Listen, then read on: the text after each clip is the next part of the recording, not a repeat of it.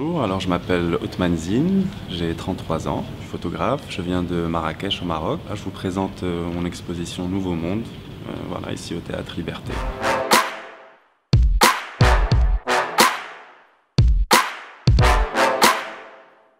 J'ai toujours fait de la photo en fait depuis très jeune, vraiment peut-être à partir de l'âge de 11-12 ans. Je photographiais un peu tous les gens qui passaient à la maison.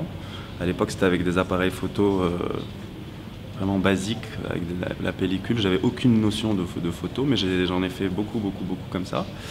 Et puis après en fait j'ai fait des études qui n'ont rien à voir avec la photographie, j'ai fait des études d'archi. Et par la suite des études de cinéma et je me suis spécialisé dans l'image. Donc je suis devenu directeur de photographie, ça m'a permis d'apprendre vraiment la réelle technique de la photographie. Et du coup juste après ça, j'ai continué la photo mais de manière beaucoup plus, on va dire, régulière et professionnelle entre guillemets, puisque je maîtrisais un peu plus la technique. Donc mon inspiration, ça peut être une scène que j'observe dans la rue ou ça peut être, souvent je note mes rêves, donc ça peut être aussi des rêves. J'ai pas une source d'inspiration précise en fait, ça peut être une scène quotidienne comme quelque chose de plus élaboré. Voilà. On va dire j'ai deux styles, c'est que j'aime beaucoup le photoreportage, donc voler des instants qui ne sont pas du tout mis en scène, et sinon d'autre part je fais beaucoup d'expérimental en studio, donc j'aime bien utiliser de la peinture, j'aime bien faire des choses comme ça, un peu plus intimistes. Mes photographes préférés, bon, la liste serait longue, mais bon, ceux qui me viennent à l'idée maintenant, Sébastien Salgado peut-être, Martine Parr et Richard Avedon, pour en citer que quelques-uns. Cette série date de 2011, en fait la première fois que je suis allé dans ce lieu, qui s'appelle Burning Man, qui est un festival qui se passe dans le désert du Nevada, sur un ancien lac salé, donc d'où les couleurs très blanches de ce sol sable très fin.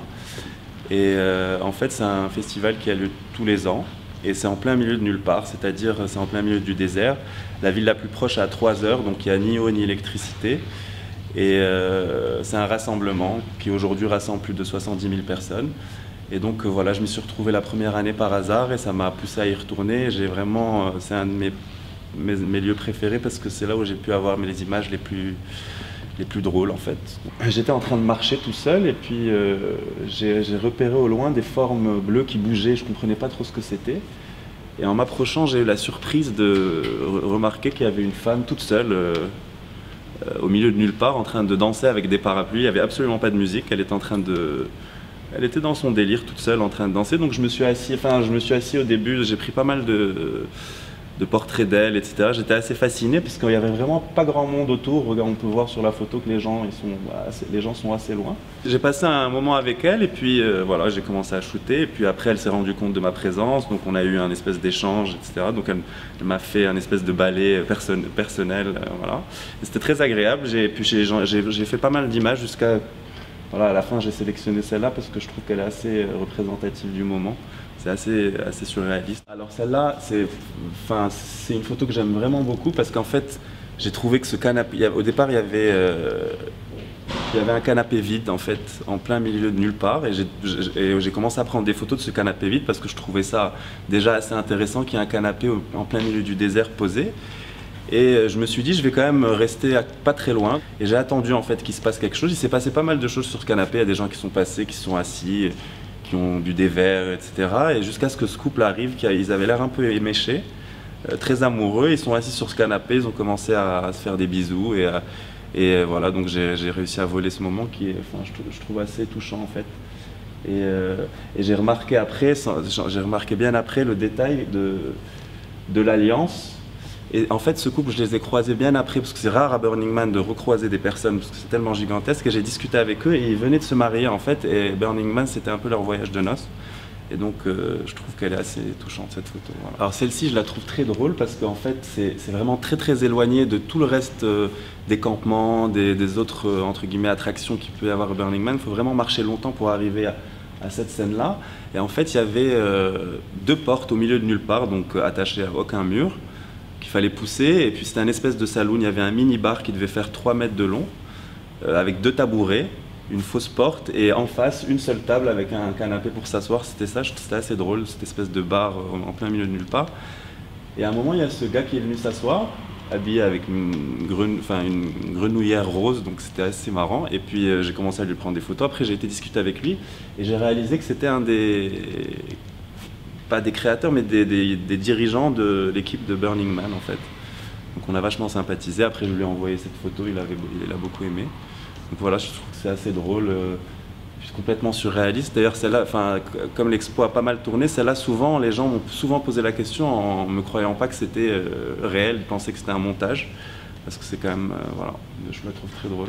Alors cette photo, le Love, en fait, est une photo qui est assez représentative de cette série, parce que je trouve que le message qu'elle transmet est assez vrai, puisque c'est exactement c'est l'énergie que j'ai ressentie vraiment en vivant cette expérience. Je trouve que c'est une énergie d'amour où il y a beaucoup de partage, où les gens, tout est facile, la communication est facile, et je trouve que voilà, c'est une photo qui est assez représentative, avec tous ces gens autour qui se connaissent pas forcément, qui discutent, voilà. Et puis derrière, on voit, c'est un temple en fait. Chaque année, il y a une construction différente, construite par des architectes, qui est c'est très haut en fait, c'est une vraie construction, un vrai projet d'archi, et qui brûle à la fin en fait, qui représente Burning Man en fait. Donc c'est un espace très très beau parce que justement c'est un espace d'échange. De ce temple, les gens viennent se recueillir, viennent discuter, viennent parler de leur joie, de leur tristesse, et je trouve que voilà, que les deux ensemble sur la photo, c'est vraiment représentatif de ce lieu qui est assez incroyable. Alors cette photo aussi est très drôle parce qu'en fait c'est une cabine téléphonique qui est plantée vraiment en plein milieu de nulle part et qui fonctionne réellement en fait. On peut appeler n'importe où, gratuitement, mais la seule chose c'est que les gens la bougent en fait, elle n'est jamais au même endroit pour éviter qu'il y ait une queue, donc elle bouge tout le temps. Et je trouve ça très drôle. J'ai attendu pas mal de temps aussi de voir ce qui se passait un peu autour, et ce monsieur est arrivé, il avait l'air d'être un peu perdu, et vraiment, de par le message qu'il y a écrit dessus, donc Talk to God, parler avec Dieu, on avait l'impression qu'en voyant cette cabine téléphonique, il avait vu quelque chose qu'il avait eu une illumination, donc il a pris le téléphone et il a commencé à parler, et il était tout seul, hein, il savait même pas que je le regardais parce que j'étais assez loin, et on avait l'impression qu'il parlait avec Dieu. J'ai trouvé ça très très drôle, donc je trouve que c'est un beau message aussi. Il y a un côté très spirituel. Alors ces deux dernières photos de l'expo c'est sur la thématique du feu, parce que tout le principe de cette semaine passée dans ce désert où les gens ont construit plein de structures, beaucoup de structures, il y a beaucoup d'œuvres d'art qui sont éparpillées dans le désert, et le but de tout ça, c'est qu'après une semaine, tout ça brûle. En fait, c'est très symbolique, c'est venir passer une semaine pour s'exprimer totalement, et puis à la fin aussi laisser derrière nous tout ce dont on veut se débarrasser. Donc c'est un très très gros feu en fait, donc il y a un énorme... tout brûle en fait, chaque structure brûle, mais bon, chaque année il y a le man, donc c'est un homme gigantesque qui est construit en général en bois, qui fait... peut-être le dernier de faire 80 mètres de haut, donc c'est très très haut, donc c'est un énorme feu. Donc ça c'est le premier soir, enfin l'avant-dernier soir du festival, et le dernier soir c'est le temple, donc s'il brûle, et souvent c'est un moment très émouvant pour les gens qui sont habitués à aller à Burning Man, puisque pendant toute la semaine dans ce lieu, les gens collent des photos, écrivent des mots. Il y a souvent des photos de personnes disparues dans l'année, qui sont décédées, des gens qui ont perdu des êtres proches, des gens qui veulent écrire des lettres à des gens qui sont plus là, plein de choses en fait.